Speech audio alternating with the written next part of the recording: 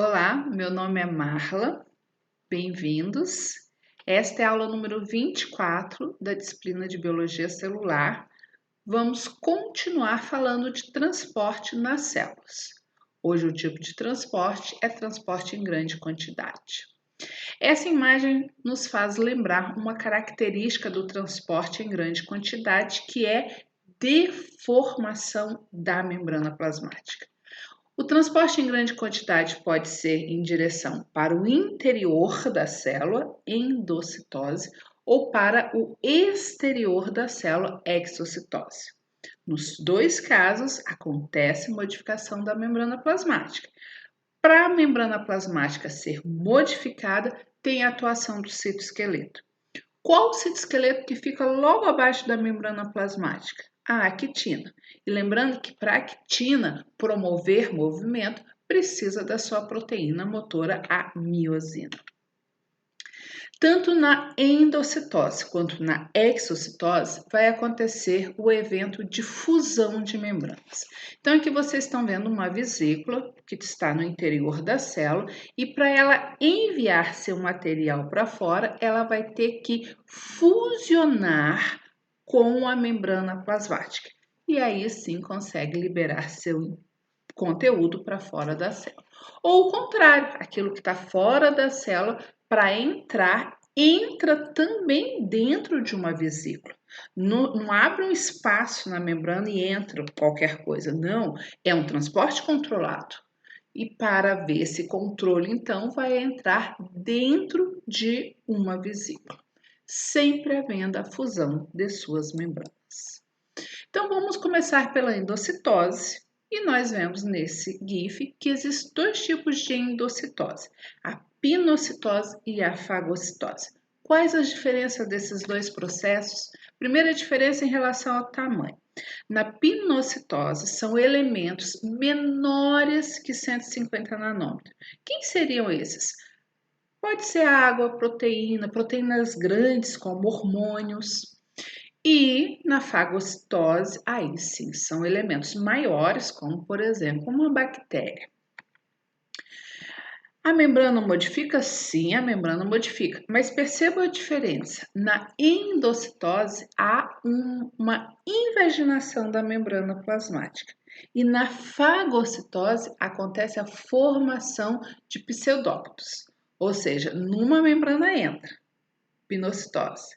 Em outra, a membrana projeta-se para fora, fagocitose. Mas em ambos casos, a membrana sofre uma deformação.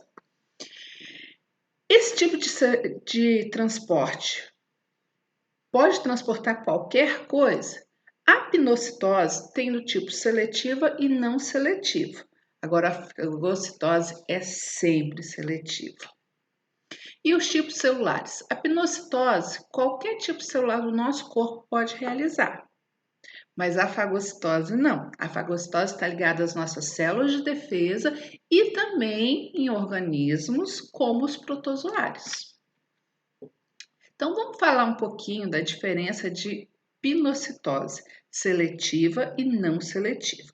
Como vocês estão vendo, na pinocitose seletiva existe uma proteína na membrana plasmática que se liga a uma determinada molécula e só ela é endocitada.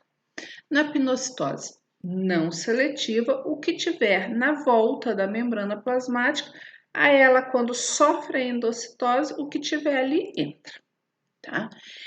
Esses tipos de transporte, gente, eles gastam ATP. Um exemplo muito típico da pinocitose que é utilizado para as nossas células é lá no nosso intestino. Lá nós temos uma célula chamada enterócitos e essas células transportam os alimentos para dentro do nosso corpo. Mas tem um tipo de molécula, a gordura, que ela é mais dificilmente transportada pelas características da própria molécula. Então, uma forma de transportar isso para dentro dos enterócitos é através da pinocitose. Os vírus usam esse sistema de endocitose para entrar na nossa célula, como vocês estão vendo aqui. E aí dentro das nossas células, eles forçam a nossa célula a multiplicar seu material genético, assim como a sua proteção, formam-se novos vírus e por exocitose, então, eles vão sair das nossas células. Bom, vamos pensar na pinocitose seletiva. Como vocês estão vendo, só vão entrar as moléculas selecionadas. A partir da introdução destas moléculas, os receptores podem voltar para a membrana plasmática e só permanecer dentro da célula aquilo que é de interesse para ser digerido, para ver a digestão intracelular. E para ver a digestão intracelular, o que é importante? Lisossomos. Então, o material, quando é endocitado e fica dentro de uma vesícula, que se chama endossoma ou pinossoma. A partir deste momento, separa os receptores que voltam para a membrana plasmática e o material endocitado vai se fusionar com o lisossomo. Já na fagocitose, como se dá o processo do transporte? Primeiro, nós já vimos que não são todos os tipos celulares que fazem esse transporte. Os protozoários realizam esse transporte, as células de defesa realizam esse transporte. E aqui nós temos um exemplo do osteoclasto, que é uma célula que remodela a matriz extracelular do osso. Então, ele também faz esse tipo de transporte, que é a fagocitose. Então, lembrando, fagocitose muito importante para as células de defesa do nosso corpo. Então, fagocitose gasta energia? Gasta energia. A fagocitose é específica? É específica. Então, ela tem que ter os receptores para fagocitar especificamente aquele material. Geralmente, material grande, maior que 150 nanômetros. Geralmente, bactérias, por isso, células de defesa. E para endocitar o material, o que essas células fazem? Elas formam os pseudófilos. Lembra, para formar pseudófilos, o que é necessário? Citoesqueleto atuando. Então, aqui nós estamos vendo uma célula de defesa no seu estado inativo, e aqui esta célula indo à busca dos invasores. E aí ela forma esses pseudófilos. Quando encontra também, aqui no caso, uma bactéria, ela envolve essa bactéria e aí segue o processamento desta bactéria dentro da própria célula. Então, aí nós estamos vendo o exemplo da fagocitose, formação dos pseudófitos, sempre seletiva. Depois que introduziu essa bactéria, os receptores voltam lá para a membrana, vão trabalhar de novo. Se funde com lisossomos e aí o que acontece? Esse material, então, vai ser digerido. Quando ele entra, essa vesícula se chama endossomo. Ou, neste caso, para ficar ainda mais específico, fagossomo. Depois ele vai se fusionar com quem? Com lisossomo. E aí vai formar o vacúolo digestivo, onde vai haver a digestão deste material.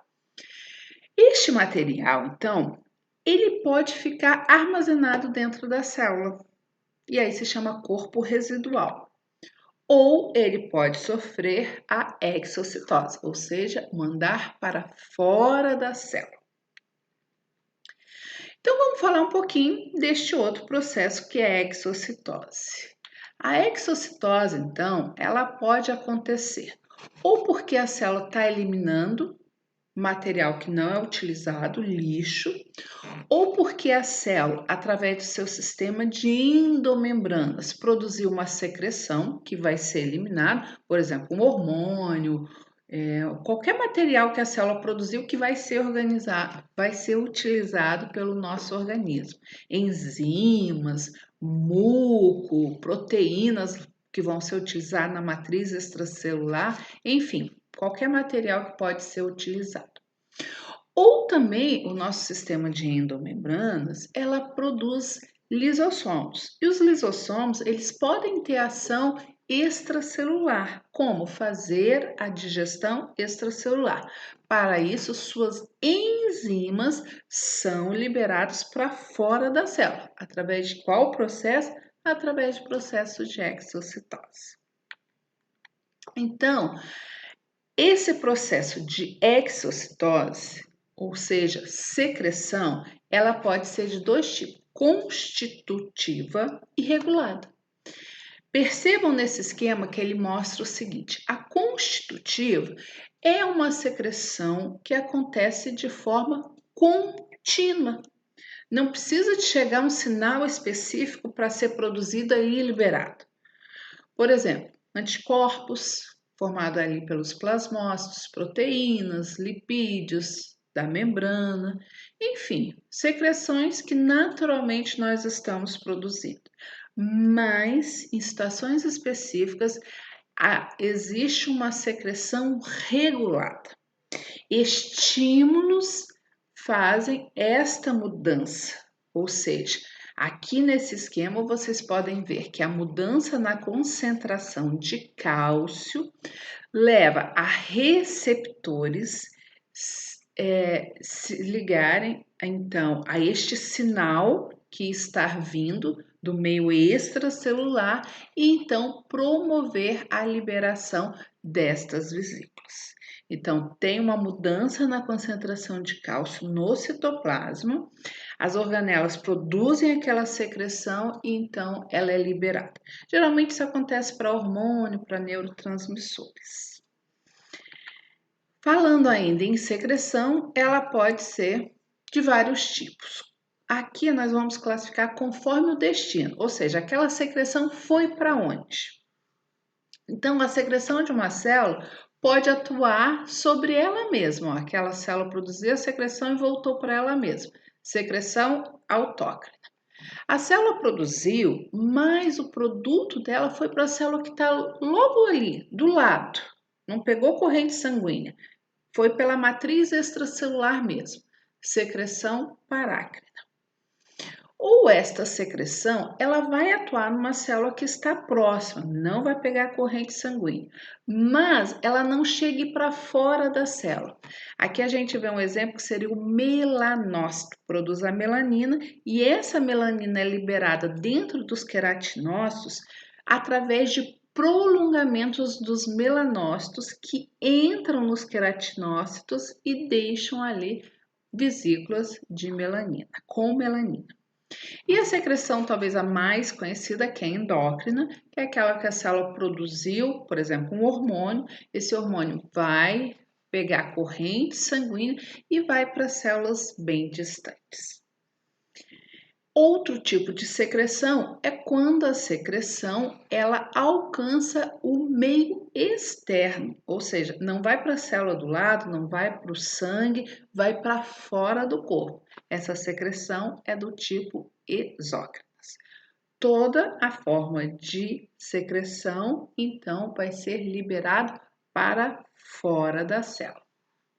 Então, nesta aula, nós vimos transporte em grande quantidade, seja para o interior da célula, seja para o exterior da célula.